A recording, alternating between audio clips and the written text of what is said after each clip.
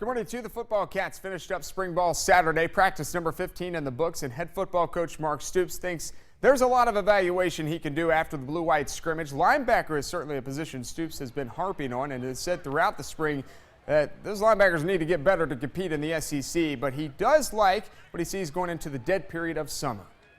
I feel very good. We need to continue to get better. We need to continue to get depth. That's never going to change.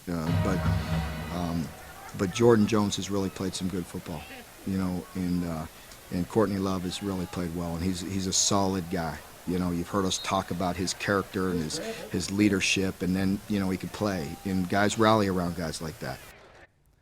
Cash Daniel was part of that UK linebacker corps, didn't play in the blue-white scrimmage. Of course, still going through the protocol, the concussion. He suffered that midway through spring ball this year, but he got a good grip of the defensive schemes because he enrolled early, and defensive coordinator DJ Eliot thinks the reps Cash did get helped him. Yes, it helps Cash because he was here this spring.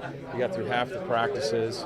Okay, and getting the actual rep is more important than studying the playbook. And he got through half the practices, and then he sat in all the meetings. He got to know the players, understand what it takes to be a great linebacker here. Freshman Abby Cheek hit 2 game-winning homers this past week for the softball Cats. One to beat Eastern Kentucky last Tuesday, another one this past Friday against number 18 Missouri, but then the Cats lost Saturday to Missouri, evening up the series. It was a top 20 matchup. Game 3 Sunday, pick it up, bottom second, Brooklyn Hines. She gone, or at least that ball was. Deep sitter. Her second jack of the week. She gets to run through the tunnel for her celebration. Jump to the 6th, game tied at 2, and it's the freshman, Abby Cheek. Another dinger.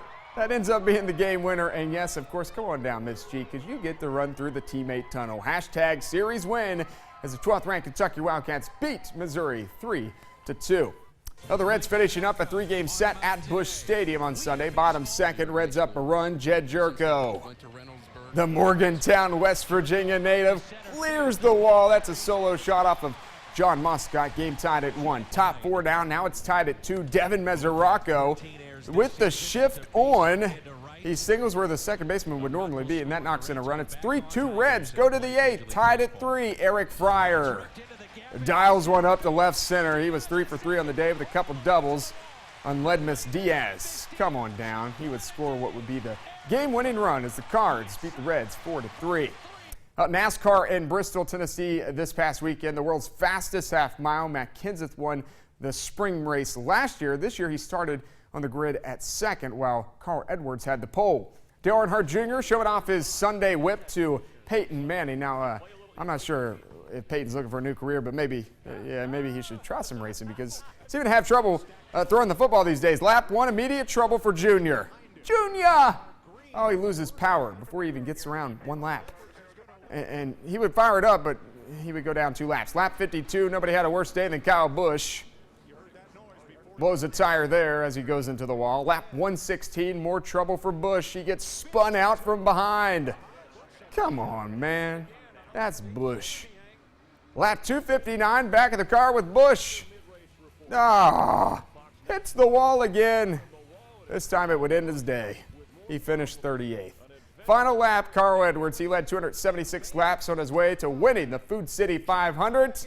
Yay! Got to get that signature backflip in. Dale Earnhardt Jr., by the way, fought back, and he would finish 2nd, of course, after his car died on the very first lap. Finally, how about Kentucky golfer Tyler Chip McDaniel? The former Clay County Tiger places 2nd overall on the leaderboard at the Southeastern Conference Championships this past weekend. That's the best individual placing in program history for Kentucky. He shot a 69 on Sunday and was 1 under for the tournament. Kentucky finished 2nd overall as a team. That's the Wildcats' best finish at the league tournament since 2012. Great stuff there by the Manchester native. That's a final look at sports this morning. Enjoy your morning.